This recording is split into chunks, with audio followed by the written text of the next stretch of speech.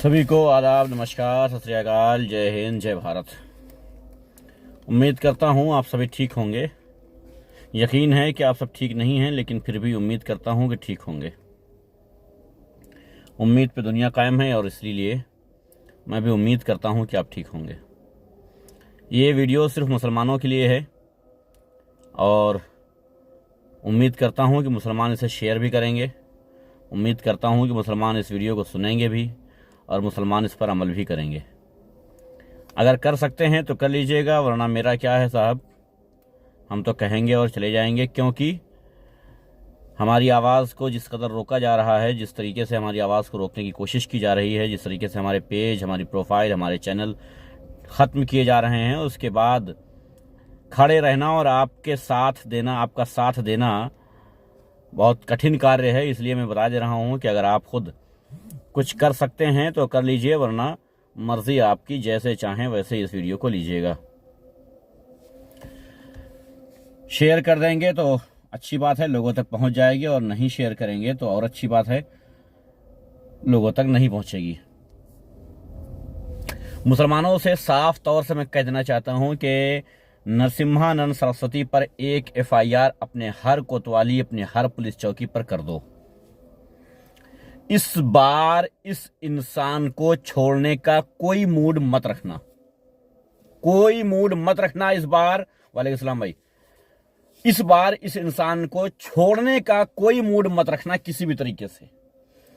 इतनी ज्यादा FIR होने के बावजूद, इतना ज्यादा विरोध होने के बावजूद ये लगातार भाषणबाजी कर रहा है, लगातार ये इस्लाम को टारगेट करता चला जा रहा है। और एक तबका, एक धर्म के मानने वाले या एक संगठन के मानने वाले लोग इसको फॉलो करते हैं और साथ ही साथ ट्विटर पर हैशटैग चला रहे हैं कि मैं नरसिम्हानंद सरस्वती का समर्थक हूं, मैं इनका साथ दूंगा, मैं इनके साथ हूं, मैं सहमत हूं।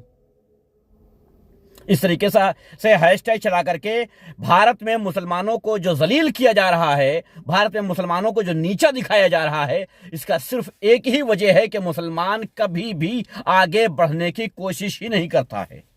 वो हर बार ये सोचता है कि फला साहब कर दें, हम पीछे चलेंगे। क्यों?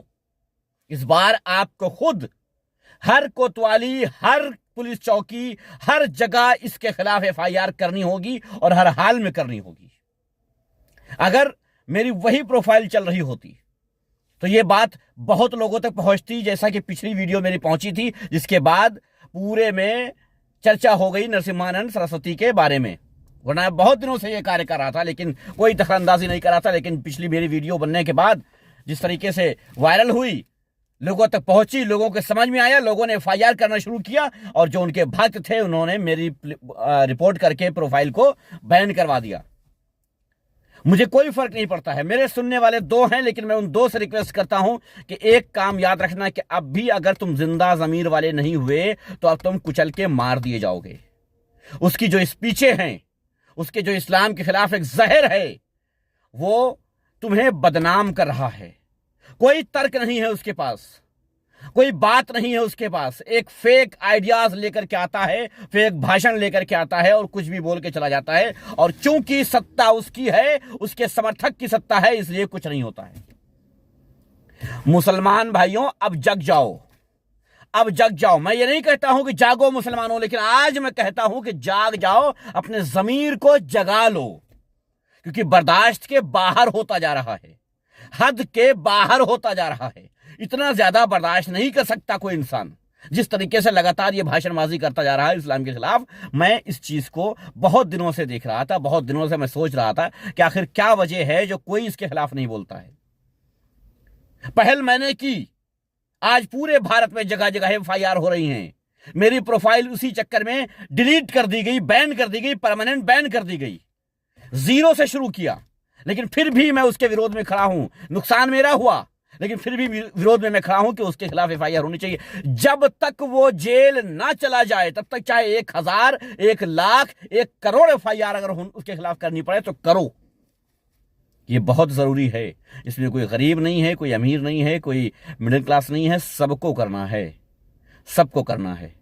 अगर तुम लोग चाहते हो कि FIR करना चाहते हो और तुम लोगों के पास मैटर नहीं है कि कैसे करना है, किस बिना पे करना है, किस बेस पे करना है, तो कोई बात नहीं, मुझे व्हाट्सअप कर लेना, मैं एप्लीकेशन लिख करके भेज दूंगा, उसकी कॉपी निकलवा करके जाके एफआईआर कर देना।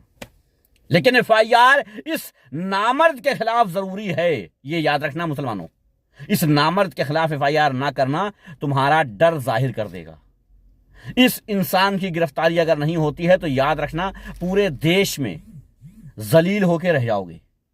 इसलिए इस इंसान के खिलाफ इतनी एफआईआर कर दो कि अदालत भी मजबूर हो जाए वारंट जारी करने के लिए कि नहीं, इसे तुरंत अरेस्ट किया जाए गैर जमानती वारंट जारी करके।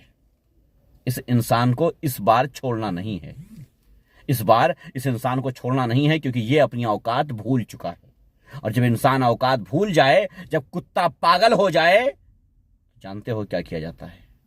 इसलिए कह रहा हूं कि इसके खिलाफ इतनी एफआईआर कर दो, इतनी एफआईआर कर दो कि ये खुद पागल हो जाए कि हम किस किस अदालत में कब कब और कहां कहां दौड़ेंगे। याद रखना, मेरी परवाह ना करते हुए, बिल्कुल किसी भी तरीके की मेरी परवाह ना करते हुए, मैं जो भी करता हूं खुल के करता हूं। और आज खुल के ही कह रहा हूं कि मुसलमानों, अगर तुम इस बार खामोश हुए तो तुम जलील हो जाओगे, तुम मिट जाओगे। इस बार तुम्हें जलील नहीं होना है, इस बार अपने आप की इज्जत को बताना है दुनिया को, तो इस बार इस इंसान को छोड़ना नहीं है किसी भी हाल में, किसी भी हाल में इस इंसान को छोड़ना नहीं है। याद रखना। बहुत बहुत धन्यवाद।